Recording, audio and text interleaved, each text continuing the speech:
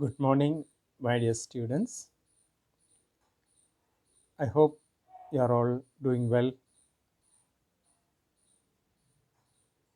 Dear students, we had already seen the Carl Pearson's product moment method of correlation earlier.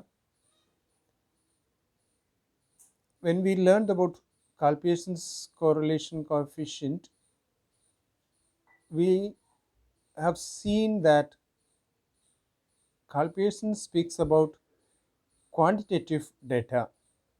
That means both the variables are available quantitatively.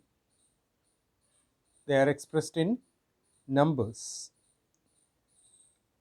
But Charles Spearman, who gave rank correlation method, speaks about the attributes of the variables, that is, the characteristics of the variable which are expressed qualitatively.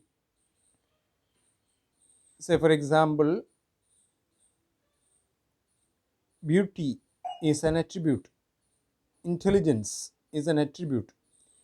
When such things are given, we apply Spearman's rank correlation coefficient. Remember, Spearman's rank correlation coefficient and Carl Pearson's product moment correlation coefficient are not the same normally. They are different. And uh, Spearman's rank correlation coefficient is preferred over Carl Pearson's method when the dispersion among the variables is more. That means the uh, variables are having two extreme values. In such case, we prefer Spearman's rank correlation coefficient and not Carl Pearson's coefficient method. And when we speak about the Spearman's correlation coefficient, we have to remember the formula. Here the formula is R equals 1 minus 6 sigma d squared upon n into n squared minus 1. Remember once again, R equals 1 minus 6 sigma d squared upon n into n squared minus 1. Here d means the difference between the ranks x and y. That means variable x is given a certain rank and variable y also, and the difference between these two is what is called d. And also remember, as I said earlier, we are given qualitative data for calculation of a Spearman's rank correlation method. And when you apply the formula, we have to remember that in all questions, ranks may not be directly given, only the values may be given. So we may have to assign ranks. If ranks are given, we can straight away proceed to find out the d, or a difference between the two ranks, and then sigma d, d squared we can find out and apply the formula.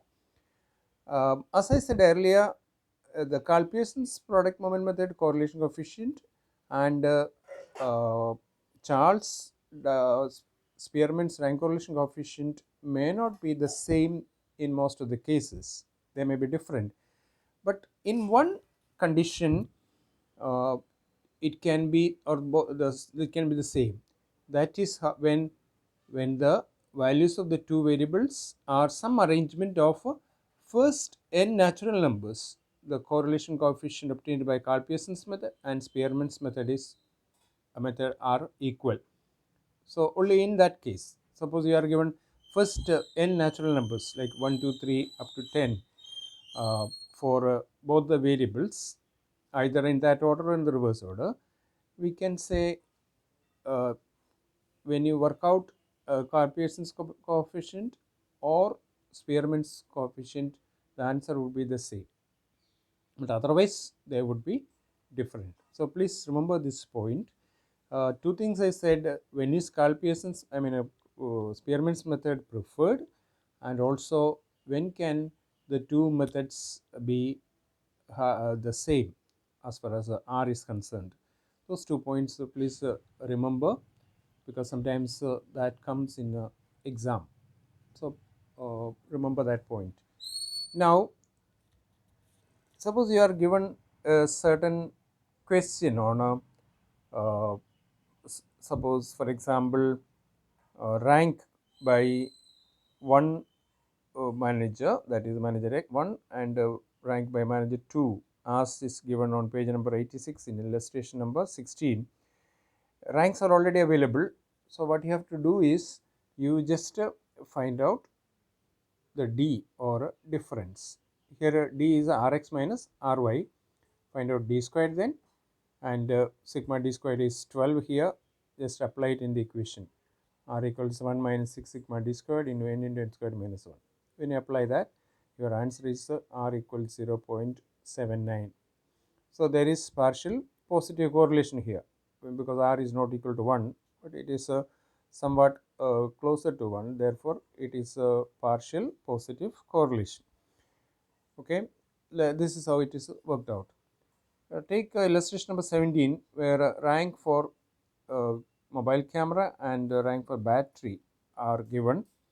So what we do here is we again apply the equation, same equation. First we have to work out the D. Okay, D is Rx minus Ry, then D squared. Okay, we got sigma D squared as 214. Now apply the equation, and we are getting minus 0.30. Please remember here n is equal to how much? You have to count the number, and here n is equal to 10, a b c d up to j. So when you count it is total 10.